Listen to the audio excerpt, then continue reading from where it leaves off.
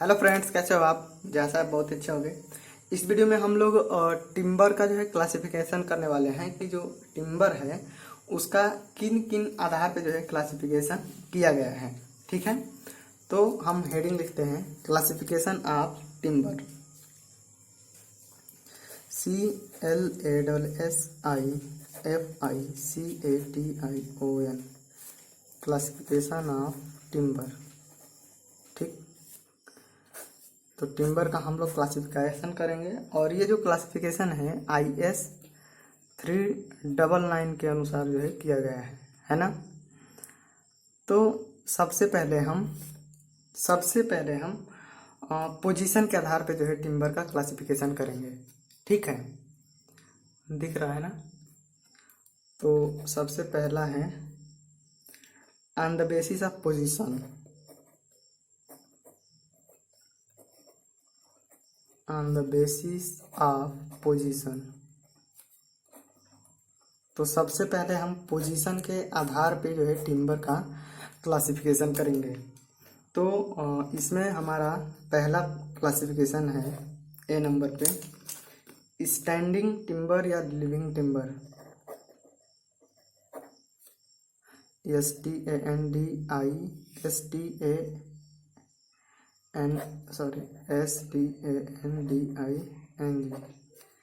Standing या living, यहाँ पे एन छूट गया है, ठीक है ना, एन लगा देना। Living timber. तो पहला क्लासिफिकेशन है स्टैंडिंग टिम्बर या लिविंग टिम्बर। तो जो टिम्बर स्टैंडिंग पौधों से या जीवित पौधों से प्राप्त किए जाते हैं उसे हम स्टैंडिंग टिम्बर या लिविंग टिम्बर कहते हैं। ठीक है, वह टिम्बर जो STANDING, स्टैंडिंग या LIVING, लिविंग ट्री से प्राप्त होता है उसे STANDING, स्टैंडिंग या लिविंग टिम्बर कहते हैं। देखो, स्टैंडिंग या लिविंग टिम्बर कहने का मतलब है कि कोई हरा भरा पेड़ है, वो खड़ा है, ठीक है, और उस खड़े पेड़ को, उस हरे भरे पेड़ को ही हम काट करके और अपनी जो इंजीनियरिंग पर्पज के लिए यूज कर रहे हैं, तो उस पेड़ को हमने काटा और उससे जो टिम्बर प्राप्त हुआ, जो लकड़ी मिली है हमें जिसका हम यूज करेंगे, तो उसे ही हम स्टैंडिंग या लिविंग टिम्बर कहेंगे। ठीक है, अगले नंबर पे है रफ टिम्बर, ROUGH, रफ या डेड टिम्बर। तो ये जो रफ या डेड टिम्बर है, अगर कोई पेड़ अगर कोई पेड़ जो है गिर गया है, ठीक है ना, अगर कोई पेड़ खुद से ही या आंधी से गिर गया है, तो या उसकी जो लाइफ है खत्म हो गई है, वो सूख चुका है, तो उससे जो हम लकड़ी प्राप्त करेंगे, जो टिम्बर प्राप्त करेंगे, उसका हम जो अपने इंजीनियरिंग पर्पज के लिए यूज करेंगे, तो उसे हम कहेंगे रफ टिम्बर या डेड टिम्बर। ठीक है ना। तो इसे हम लिखते हैं फेलिंग मतलब गिरा हुआ ना, फेलिंग आर डेड ट्री से प्राप्त टिम्बर को रफ या डेड टिम्बर कहते हैं।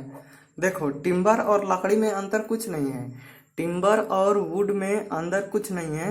बस टिम्बर हम उसे कह रहे हैं जिसका जिसका जो सरकमफ्रेंस है, जिसका ये जो पूरा सरकमफ्रेंस है ये 600 mm से ज्यादा है, उसे हम क्या कह रहे हैं, टिम्बर कह रहे हैं। ठीक है, अगर उससे कम है, नहीं तो क्या है, पूरा का पूरा क्या है, वो लकड़ी ही है। जिसका डायमीटर 600 mm से ज्यादा है उसे हम टिम्बर कह रहे हैं, और कुछ बात नहीं है। और सी नंबर पे हम क्लासिफाई करेंगे कन्वर्टेड टिम्बर या लंबर। ठीक है,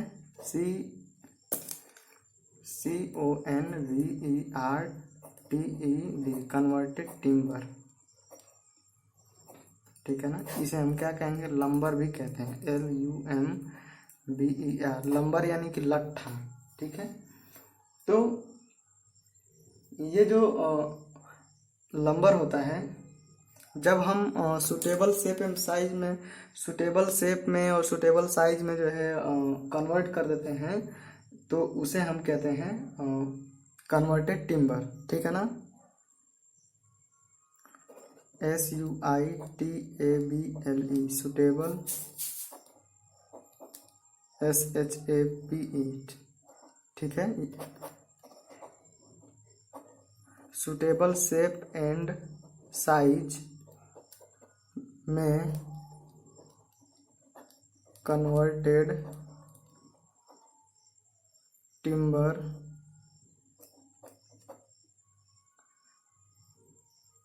या ऐसे लिख लो कि कैसे लिख दें, सुटेबल शेप एंड साइज में कन्वर्टेड टिम्बर को नहीं, हाँ ऐसे लिख देते हैं कि इस प्रकार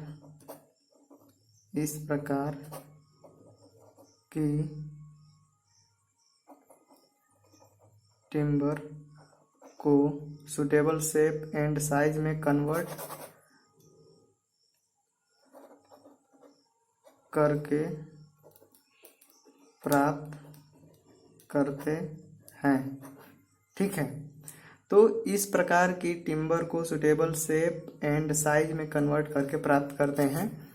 तो ये जो है हम क्लासिफिकेशन कर दिए पोजीशन के आधार पे। तो जब वो हरा भरा रहेगा, खड़ा रहेगा, तो उसे लिविंग टिम्बर कहेंगे। अगर वो आंधी तूफान से गिर गया या वो खड़े खड़े सूख गया तो उसे हम रफ या डेड टिम्बर कहेंगे। ठीक है, और कन्वर्टेड टिम्बर कुछ नहीं है, यही दोनों टिम्बर हैं। अगर हमने उसे अपने शेप एंड साइज में जो है काट लिया है तो उसे हम कहेंगे कन्वर्टेड टिम्बर कहेंगे। ठीक, अब हम अगला क्लासिफिकेशन पढ़ते हैं। अगला क्लासिफिकेशन है ड्यूरेबिलिटी के आधार पे। ठीक है, on the basis of durability, DURABILITY। Durable मतलब होता है टिकाऊपन। ठीक है, वो कितना जो है टिकाऊ है उसे हम कहते हैं ड्यूरेबिलिटी। तो इसमें हम पहला जो है क्लासिफिकेशन कर रहे हैं फर्स्ट क्लास टिम्बर का। ठीक है, FIRST फर्स्ट क्लास टिम्बर, और फर्स्ट क्लास टिम्बर को ही हम कहते हैं हाई ड्यूरेबल टिम्बर। ठीक है, HIGH, high DURABLE, high durable timber. तो जो फर्स्ट क्लास की हमारी टिम्बर है वो हाईली ड्यूरेबल रहेगी। ठीक है, तो ये जो है एज के आधार पे कहेंगे। ठीक है, तो इसकी जो एवरेज एज रहेगी, एवरेज एज इसकी रहेगी 10 साल से अधिक रहेगी। तो यदि किसी टिम्बर की जो लाइफ है वो 10 साल से अधिक है तो उसे हम कहेंगे हाई ड्यूरेबल टिम्बर या कहेंगे फर्स्ट क्लास टिम्बर। अगर सेकेंड क्लास की बात करें, सेकेंड क्लास टिम्बर,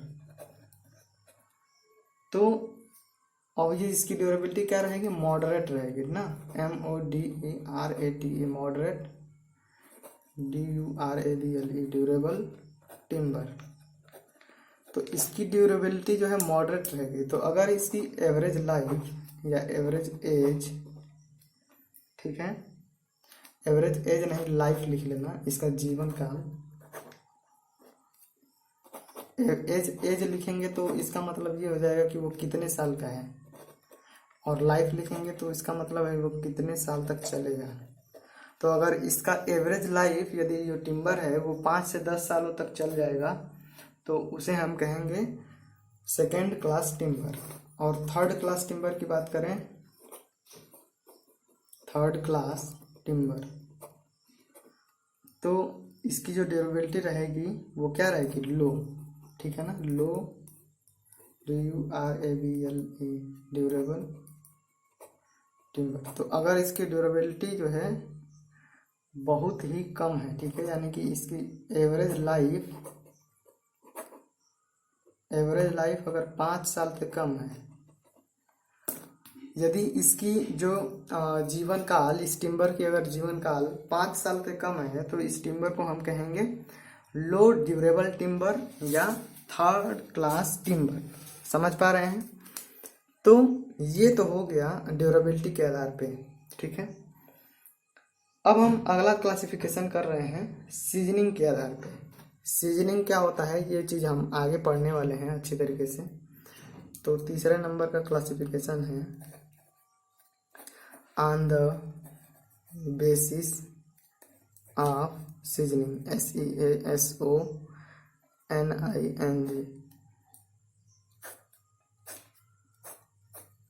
तो सीजनिंग के आधार पे पहला क्लासिफिकेशन हमारा है high refractory timber, HIGHLY, highly refractory,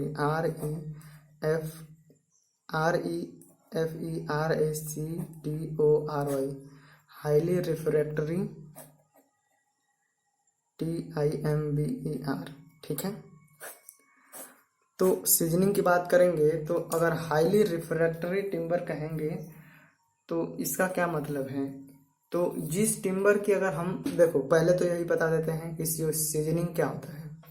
तो देखो, जब हम पेड़ को काटते हैं ना, तो पेड़ को काटते हैं तो उसमें क्या रहती है कि वाटर रहता है, ठीक है, मिनरल रहते हैं जिसको हम कह सकते हैं।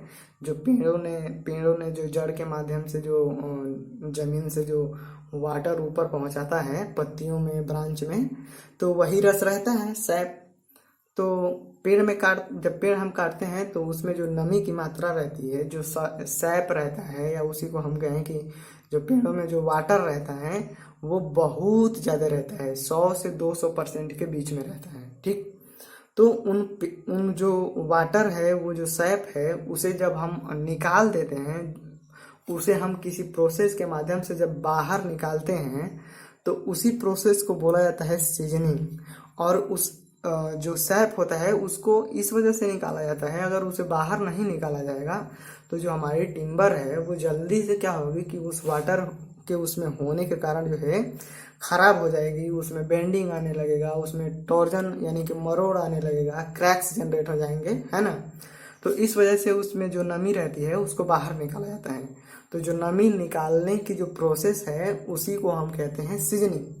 अब सीजनिंग की बात करें तो हाईली रिफ्रैक्टरी टिम्बर कहेंगे उस टिम्बर को कहेंगे कि यदि हम उसकी सीजनिंग कर रहे हैं और वो धीरे धीरे सीजनिंग हो रहा है, यानी कि उसमें से वाटर बहुत ही स्लोली निकल रहा है, तो उसमें क्या होगा कि उसमें क्रैक्स पड़ने की संभावना होती है। तो उस टिम्बर को हम कहते हैं हाईली रिफ्रैक्टरी टिम्बर, ठीक। तो इसे लिख लेते हैं, हाईली रिफ्रैक्टरी टिम्बर क्या होती है कि इसकी सीजनिंग स्लो होती है ना, स्लो दर से होती है, यानी कि धीरे धीरे इसमें जो है वाटर जो होता है वो बाहर निकलता है, और क्रैक्स की संभावना ज़्यादा होती है। अब देखो, इसमें से जो वाटर है वो धीरे धीरे क्यों निकलेगा, क्योंकि जो इसके जो रेशे होंगे, इसके जो फाइबर होंगे वो डिस्टिंक्ट नहीं होंगे। समझ पा रहे हैं? इसके फाइबर जो है बिल्कुल एकदम इनडिस्टिंक्ट होंगे, कसे हुए होंगे।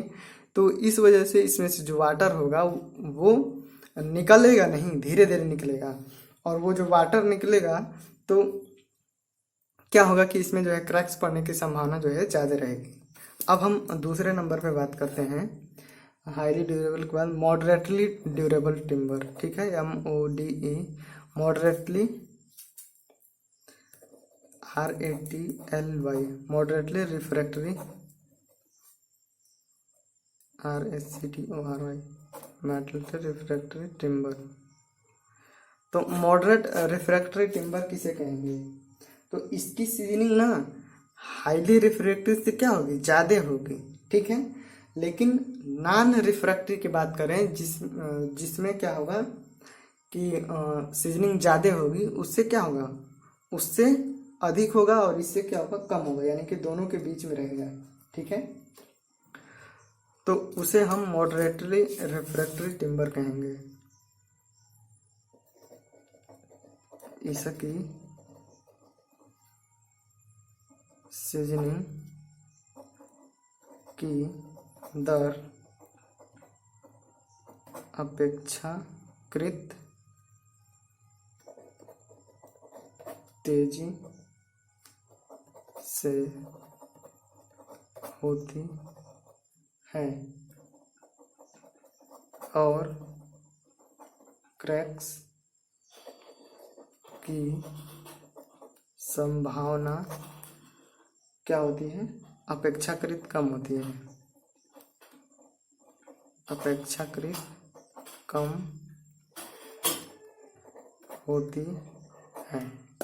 ठीक, और अगला हमारा है classification non refractory timber. Non refractory timber, तो नॉन रिफ्रैक्टरी टिम्बर में क्या होगा कि इसकी जो सीजनिंग होगी वो बहुत तेज़ी से होगी और इसमें जो क्रैक्स पड़ने की जो संभावना है वो कम होगी। इसकी सीजनिंग तेजी से होती है और क्रैक्स की संभावना क्या होती है, कम होती है, कम होती है। तो देखो इसमें तो कुछ समझने वाली बात है नहीं, ठीक है ना, केवल सीजनिंग करना है, वाटर को निकालना है। तो अगर वाटर जो है स्लोली निकल रहा है तो हाईली रिफ्रैक्टरी कहेंगे उसे, और इसमें क्रैक्स की संभावना ज़्यादा होगी। और मॉडरेटली कब कहेंगे कि जब ये नॉन रिफ्रैक्टरी यानी कि जिसमें जो है सीजनिंग तेज़ी से होगी और क्रैक्स की संभावना कोई है रहेगी ही नहीं, इन दोनों के बीच में रहेगा, तो उसे हम कहेंगे कि मॉडरेटली रिफ्रैक्टरी टिम्बर कहेंगे। ठीक है, तो इसके बाद से हम आगे आते हैं, अगला क्लासिफिकेशन करते हैं हाँ बेंडिंग स्ट्रेस के आधार पे। ठीक है ना, बेंडिंग स्ट्रेस के आधार पे हमारा अगला क्लासिफिकेशन है, तो वो हम देखते हैं। तो classification of timber on the basis of elasticity in bending condition. तो हमारा है क्लासिफिकेशन अगला on the basis of modulus of elasticity ना इन बेंडिंग कंडीशन। तो बेंडिंग कंडीशन में जो इसकी मॉडुलस ऑफ इलास्टिसिटी है उसके आधार पर जो है हम क्लासिफाई करेंगे। तो हमारा जो है क्लासिफिकेशन ऐसे है कुछ, क्लास ए, क्लास बी और क्लास सी। ठीक है, तो 3 क्लासों में हमने क्लासिफाई किया है। तो अगर मॉडुलस ऑफ इलास्टिसिटी का मान 12.5 न्यूटन पर mm² से ज़्यादा है तो वो क्लास ए की टिम्बर रहेगी। अगर मॉडुलस ऑफ इलास्टिसिटी का मान 12.5 से लेकर के और अगर 9.8 के बीच में है न्यूटन पर mm² तो वो सेकेंड क्लास की टिम्बर रहेगी। अगर 9.8 से 5.6 के बीच में है तो वो जो है क्लास सी की रहेगी टिम्बर, ठीक है ना। तो ये रहा जो है टिम्बर का क्लासिफिकेशन, ठीक है। क्लासिफिकेशन हमने किया, पोजीशन के आधार पे क्लासिफिकेशन किया। फिर इसके बाद से जो है हमने किया क्लासिफिकेशन इसका ड्यूरेबिलिटी के आधार पे, फिर हमने सीजनिंग के आधार पे क्लासिफिकेशन किया और इसके बाद से हमने मॉडुलस ऑफ इलास्टिसिटी के आधार पे किया। तो देखो इसमें जो याद रखने वाली बात है आपको, ये मॉडुलस ऑफ इलास्टिसिटी के आधार पे जो क्लासिफिकेशन है इसको याद रखना है। और जो ड्यूरेबिलिटी के आधार पे जो क्लासिफिकेशन यहाँ पे किया गया है कि अगर इसकी एवरेज लाइफ 10 साल से अधिक है तो हाई ड्यूरेबल है, और 5 से 10 के बीच में है तो मॉडरेटली ड्यूरेबल है, और अगर 5 साल से कम है तो वो लो ड्यूरेबल टिम्बर है या थर्ड क्लास की टिम्बर है, ठीक है। तो इसको ध्यान में रखना है। तो हमने अभी क्लासिफिकेशन किया। अब हम अगले वीडियो में इसके टिम्बर के कुछ और टॉपिक पढ़ेंगे, ठीक है। अगर आपको कुछ भी ना समझ में आया हो या कुछ भी डाउट हो तो आप जो है पूछ लेना, या कोई भी सिविल इंजीनियरिंग के किसी भी सब्जेक्ट से कुछ भी डाउट हो तो आप जो है कमेंट करना, मैं उसे बताने की कोशिश करूँगा। अब मिलते हैं अगले वीडियो में, तब तक के लिए बाय।